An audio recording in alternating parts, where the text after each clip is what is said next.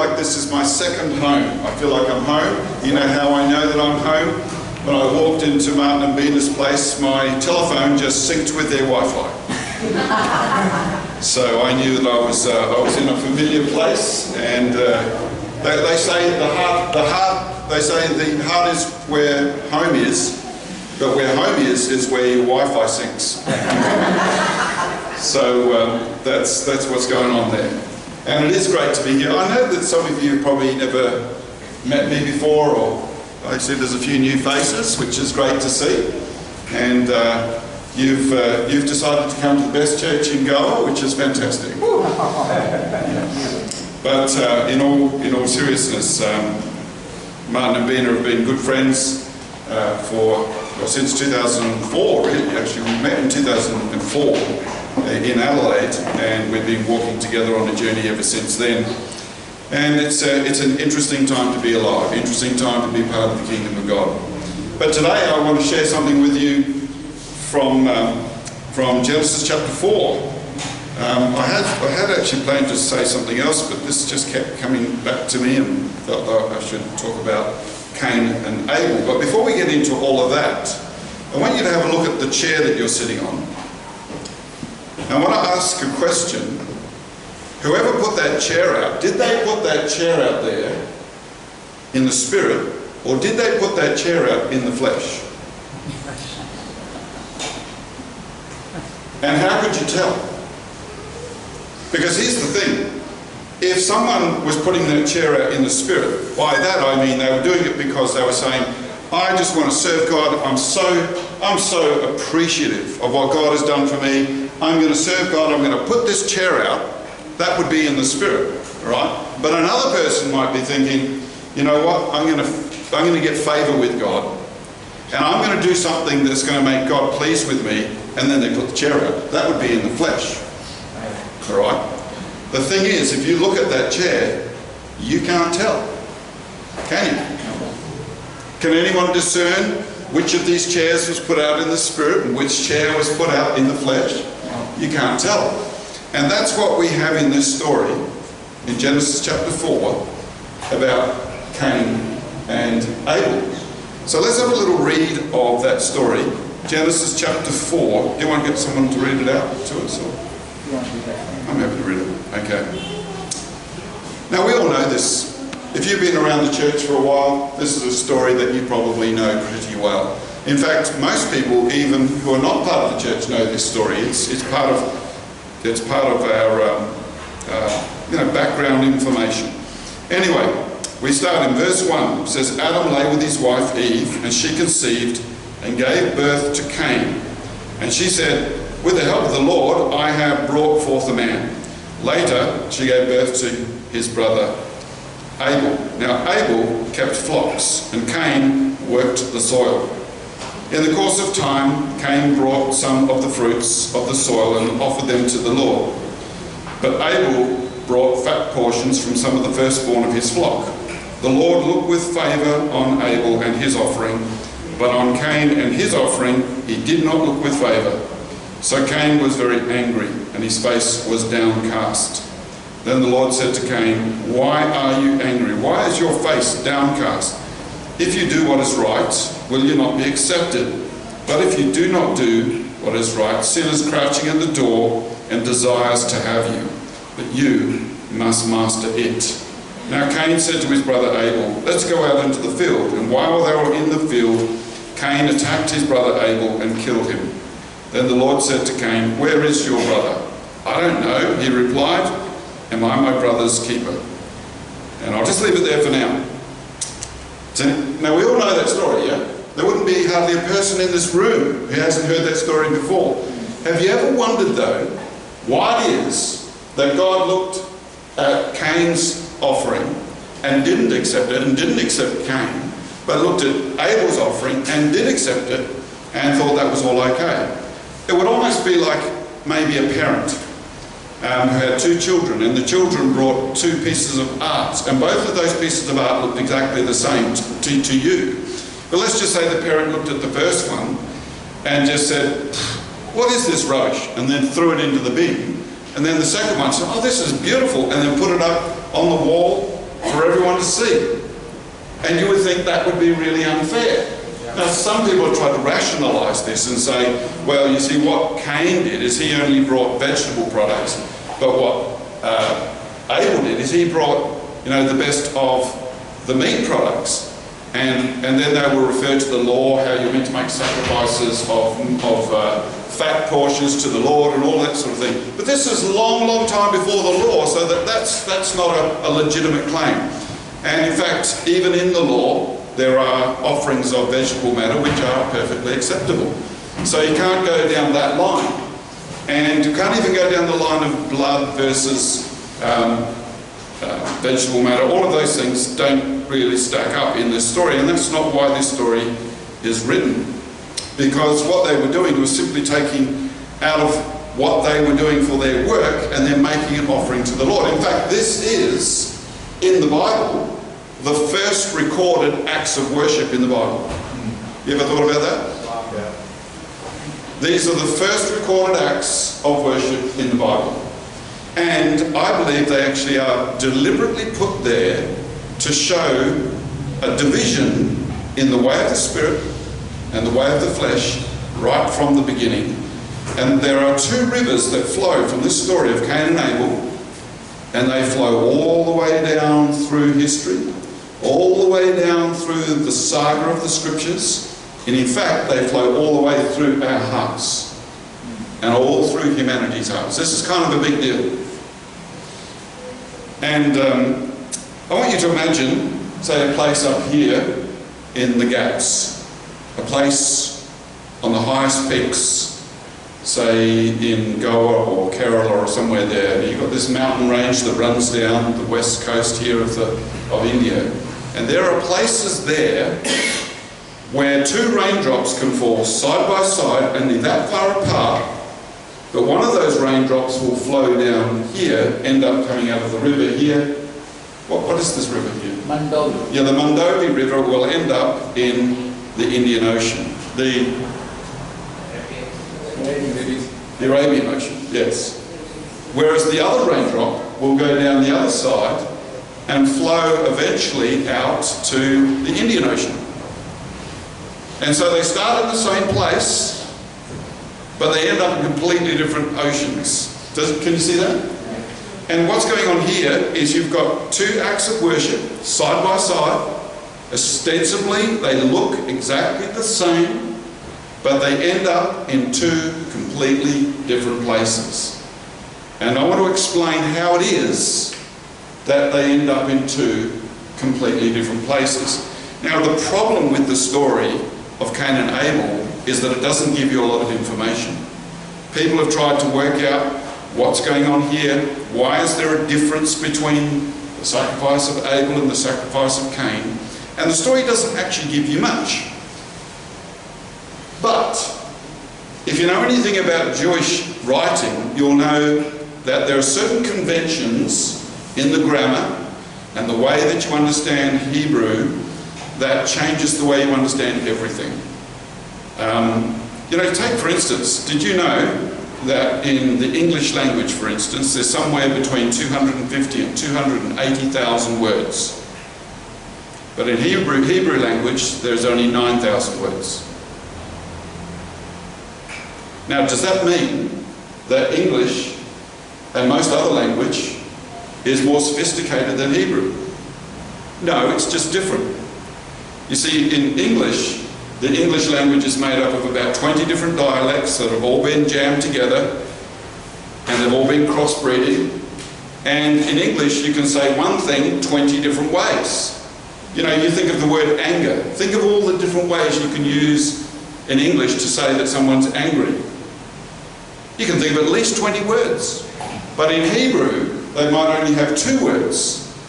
But the context of the words and the way that you put them together changes the way that word works. So there's 20 different variations of the one word in Hebrew, whereas in English you might have 20 different words. Does that make sense? Yeah. But one of the conventions we have to understand in Hebrew language is that the names that are in the Bible stories are hugely important in ways that we generally don't understand. You know, my parents gave me the name David. And I asked them one day, why did you call me David? They liked the sound of the name. That's it. Not very exciting. There's no backstory there. And in fact, all of my kids, I've got 4 children. I've got Tate, Tess, Jack, and Max. And you will notice that all their names are short, 1-syllable names, and that's deliberate. We called them 1-syllable names because my surname is complicated and hard to say.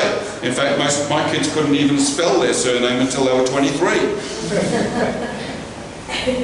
But my name's a Polish name. It's actually been simplified from what it originally was, but Kowalick. Who wants to have to say that and then have to add another long name to it? You know, Bartholomew Kowalick, I mean, that's half your day's gone, and all you said is my name. So we deliberately gave all of our kids short names, but we didn't choose their names because those names meant anything. But in Hebrew language, particularly in the Bible, if you're reading a story in the Bible, here's a little clue, find out what the name means. If you can find out what the name means, you'll begin to understand and unpick the story, begin to understand what the story is about. So, with that in mind, I went back into this story and I looked at the names of Cain and Abel. Now the name Cain means to acquire. I mean, that's why Eve named Cain Cain, because she had acquired a son. She had gained a son. So it means to gain something, to acquire something, to get something. And we'll just leave that there for now. But then Abel, the name Abel means to breathe. It just means like the action of breathing in and out. And some people say that he was called Abel because he had a short life.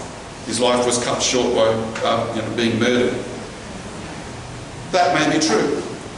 But then if you look at their livelihoods, their vocations, you begin to see there's a correlation between their name and what they did.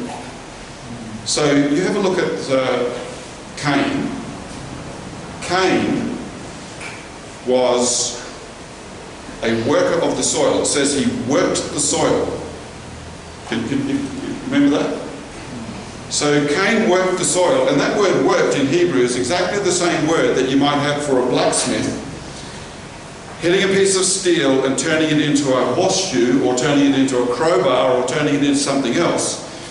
And so what we have in this story is a story about Cain, who works the soil and bends the creation to his will so that he can make an acquisition. So his name actually lines up with his job. Does that make sense? Yeah. So what he's doing is Cain bends the creation to his will, and therefore gains something from it. Whereas Abel, he doesn't bend the creation, he's a shepherd. And a shepherd doesn't do what someone who's ploughing the soil or working the soil does. A shepherd, instead of bending the creation to his will, is bent by the creation. So a shepherd takes his sheep out and he follows the natural pastures. Wherever the pastures grow, he takes the sheep. And he has to follow where the rains have fallen, so that the rain changes his behaviour. The way the grass grows changes his behaviour. So he's not bending creation, rather creation is bending him. Does that make sense? Yeah. So that's where we get a clue about the difference between the worship of Cain and Abel. You see, the way that Cain approached worship, I believe he was doing exactly what he did with the creation. He was using worship to bend God, to get something from God, because that's the way he thinks. He's used to bending the soil, bending creation, and making an acquisition. And then he was taking that same principle into worship, and he was saying, if I give this sacrifice, if I do this thing, then I will change God and he will bless me. Can you see that? Yeah, that's right. Whereas Abel was doing quite the opposite. He was saying, thank you for everything that God had already done. He had already been blessed by God, and because he was blessed, he was responding to God and saying, in gratitude, thank you. And so he was making an offering to God, not to get something from God, but because he already had something from God. Can you see the difference between the two? Now here's a little thing I've been doing for years now. I always ask myself a question whenever I'm listening to a sermon being preached, or reading a book, or listening to worship. I want to ask myself, is this flowing in the river of Cain, or is it flowing in the river of Abel? And sometimes, like looking at that chair, it's pretty hard for me to tell. Who put this chair out, by the way? No, it doesn't matter. I can look at that chair and I can't tell the difference. I can't tell whether that was done in the line of Cain or Abel. I can't tell if someone did that thinking, if I do this, God will bless me, or if someone did it because they're blessed. But sometimes you can tell the difference. And here's a simple little test. I always ask myself the question, who is the subject and who is the object of this book, this sermon, this worship? All right? Now, what do I mean by that? In every sentence, there's always a subject and there's always an object. The subject is the one who acts. That's the person who is the mover, the one who causes a verb to take place. So if I was to hit Martin, then I am the subject who has hit Martin, and Martin is the object who has acted upon. Right? Then he might want to hit me back, and then he would become the subject, and I would be the object. So if I ask the question in worship, who's the subject, who's the object? What I'm saying is the worshipper the subject, or is God the subject? You see, if God is the subject, then he's the one who acts. He acts on us, he changes us, and then our worship is a response to what God has done. That makes God the subject and you the object. And your worship is responsive, not initiative. But the line of Cain is like this. What Cain does is he is the subject. He's acting on God by doing whatever it is he's doing. He's making a sacrifice. And then by making that sacrifice, he is hoping that he can make an acquisition from God. So his actions change God, rather than the other way around. Does that make sense? Yeah. So, I have to look back on my own life, and I can say there's times I've been doing like Cain and times like Abel. And there were times when I thought to myself, you know, if you know how it is. You first become a believer, and you go to discipleship class, and they tell you need to pray. Is that a good thing to do? Oh, yeah. Absolutely it is. But am I going to pray like Cain or Abel? If I pray like Cain, what I'll do is, okay, I'm going to pray. I'm going to pray every day. I'm going to pray for an hour at least. And then if I do that, then I'll be blessed.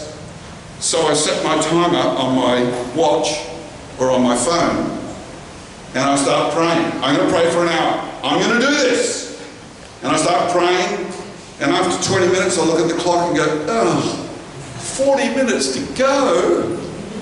I can't believe it's taken me, feels like 3 hours already, and I've only done 20 minutes. I know no one would ever do that, right? But if I did that, and I have done that, who's the subject in that story? It's me. It's not God. But if it's in the spirit, if it's in the line of Abel, what it is that your prayer is not an initiative so that you get something from God. Rather, it's a response because God has blessed you, and then you can't help but pray. And you respond to God, and when you hear that you should pray, you don't think, oh, I've got to pray. You think, yeah, let's pray. And you know, you don't have to time your prayers. You pray as the Spirit leads. And this applies to every area of worship, whether it's giving of time, giving of money, giving of your energy, whether it's praying, whether it's helping the poor, whether it's whatever it is. If you make yourself the subject if I do this and I act in this way, then God will respond to me, then you can be sure that you are operating in the line of Cain. And that is what the flesh is. The flesh isn't your body, it's a way you see the world, it's a way you act.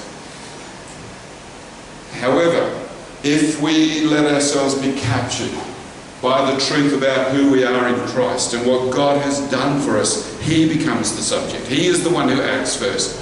You know, long before any of us turned up at this service this morning, God acted on us.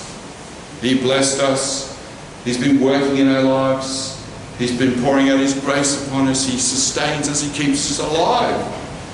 And He provides all these things for us. And so when we come to worship, we're not doing an initiative for God. Rather, we are responding to who God is and what He has done. And listen, incidentally, and I've had a good long hard look at this is the thing that differentiates the Christian faith from all other faiths. Because the Christian faith is not something that you do for God. You know, I've read so many books, and sometimes, you know, in Christian books sometimes, or pastors for Christianity, I pick up the book and you start reading and you realise that the subject of the book is me rather than God. And that's pretty much how all the religions of the world work. You remember when Jesus healed a man who was born blind, and the disciples come to Him before He healed that man. They came to Him and said, who is at fault here? This man or his parents that he was born blind? Now that reveals something, doesn't it? Because they weren't being taught anything. They just came to Jesus after they'd seen this man who was born blind, and they asked the question that everyone asked back then was, well, whose fault is this?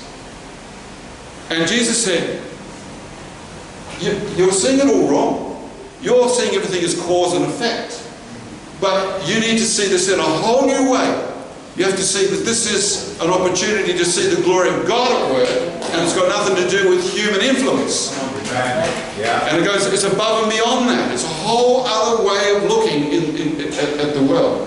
And Jesus had to lift them up out of this, what I would call a karma mentality. You know what karma mentality is? You get what you deserve. You know what? I am so glad I don't get what I deserve. I am so blessed. It's a bit like mercy. How many people want God to be merciful to them? What can you do to get God to be merciful to you? You know what the answer is?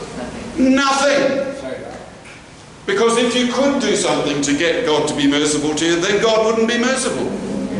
He'd just be paying you a wage. So mercy, there is nothing you can do to get mercy. Not one thing. Somebody will say, yeah, well, maybe what about repentance?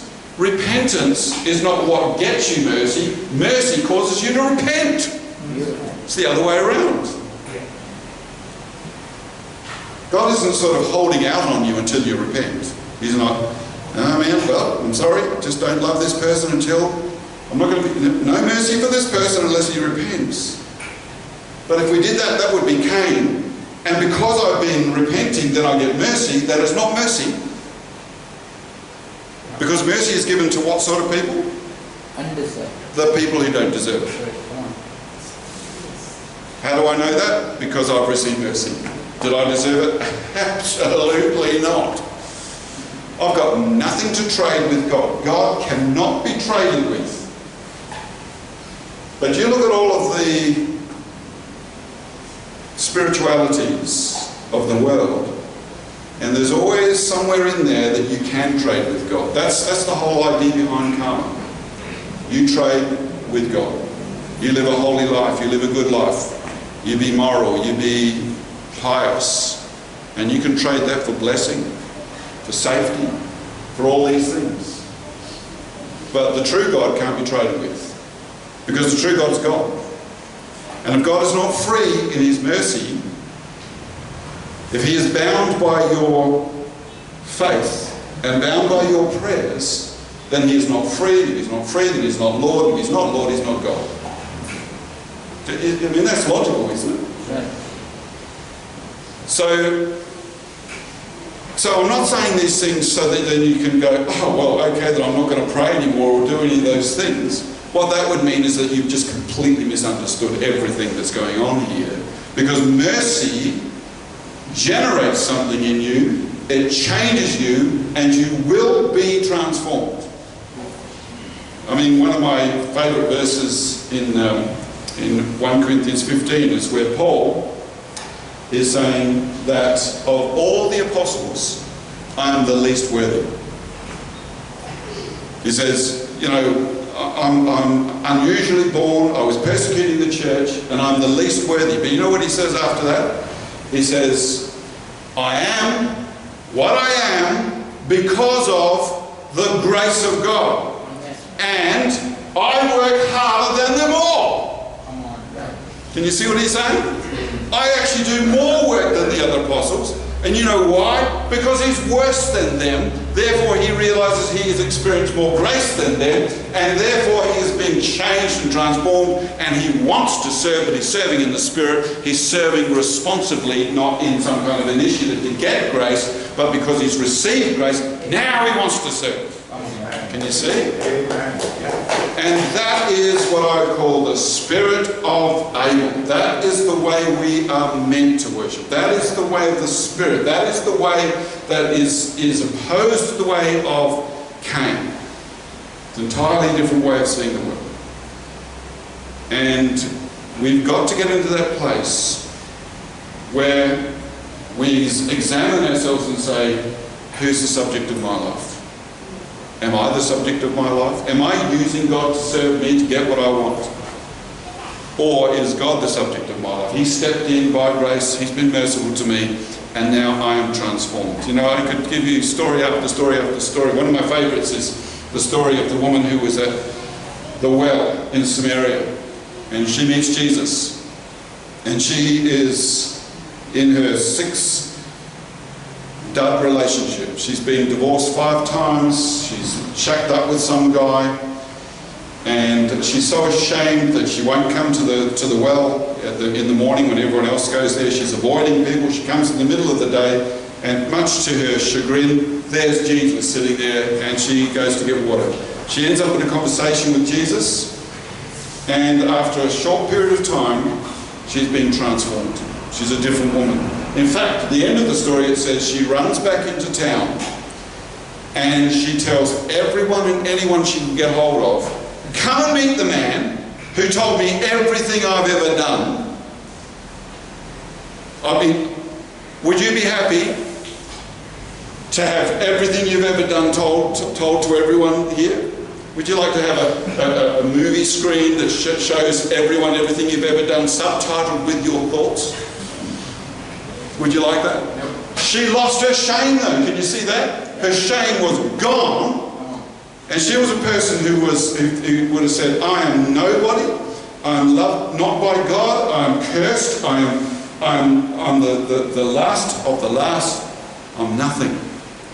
And yet she goes running back into town. Her shame's been lifted off. And she says, come and meet this man. This man knows everything I've ever done. And the implication is she's saying, he knows everything I've ever done, and he still loved me. Come on, yeah. He loved me. And the transformation in that woman's life was not something she did in order to get blessed. Rather, she received mercifully a blessing, and then she changed. Okay. You see that? Yeah. She is standing right in the river of Abel. She is full of this desire to serve. But of course, in this story it goes on and says that Cain was not happy with Abel. Took him out in the field and murdered him. And that's exactly what we see, not just in that story, but it's all the way through the Bible. Because one thing the flesh hates, one thing that the spirit of Cain absolutely cannot stand, is God being merciful to people who don't deserve it. If you haven't earned it, you don't deserve it, and it's not fair. And there's so many times when people are saying to God, it's not fair. But God's not fair. God's merciful. if he was fair, it would go badly for us all. But instead, that gap has been taken up by Jesus Christ. He has stood and he has borne the pain and the alienation and all that comes with that sense of loss. He has borne that and made up for that space. But, you know, one time I was with my family when I was a little boy, and we went to a place where they had these caves that you could go on a tour. You go under the ground and you could walk through these caves, and they had stalactites and stalagmites and all that sort of thing.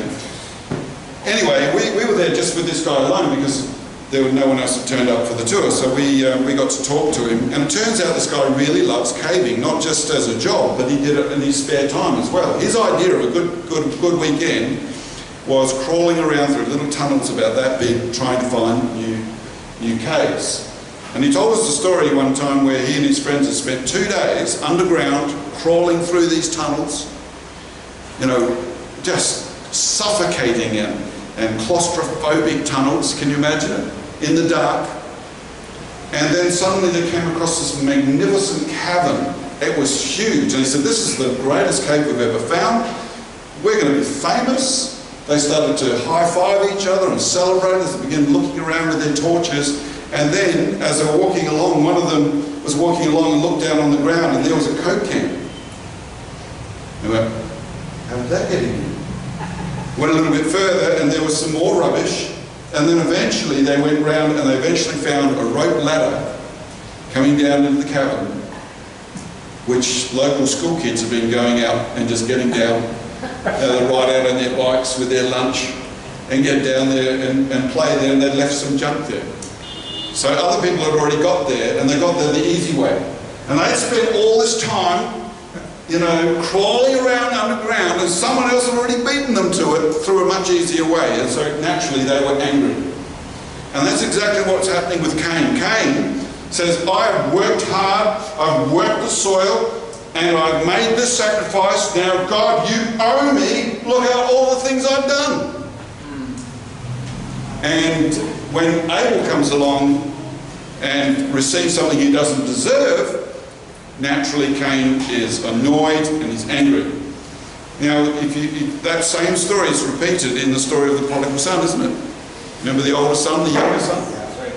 The younger son comes home after wild living, and he's received back into the family and blessed and given all these things he doesn't deserve. And the older son, he's out in the field, he hears the party, he calls one of the servants over, what's going on? He said, well, your younger brother, he's come back and your dad's thrown a party and he's killed the fatted calf. And he's like, he's incensed. What is going on? And the father comes out to him, and the older son, and listen to what he says. He says, all these years I've been slaving for you, and I've never disobeyed one of your commands. Where's my part? You didn't even give a little goat for me and my friends, and this no-hoper of a brother, well, he doesn't even call him his brother, but this son of yours doesn't even like to relate himself to him. He comes home with a private party. It's not fair. Have you ever said to God, it's not fair? If you have, which we all have, you're thinking like Cain. Because we have received mercy from God. We have received what we do not deserve. The sacrifice of Jesus Christ on the cross is the greatest act of love, the greatest act of mercy, and it is given to us as a gift. You cannot receive it by anything you do. You cannot earn it, or you can, like I like to say, you cannot get anything from God. You cannot get anything from God. You can, however, receive things from God. That's a whole different thing. You cannot get salvation from God, but you can receive salvation. You cannot get blessings from God, but you can receive them. And they're different things. Because God cannot be traded with. The real God, any God who can be traded with is no God. It's a make-believe God. Any God that you can trade something to get something is not truly the God, a real God. But our God gives to us freely. Amen? So whatever it is that you're seeking, you can't get it, but you can receive it. Amen. Let's leave it there for now.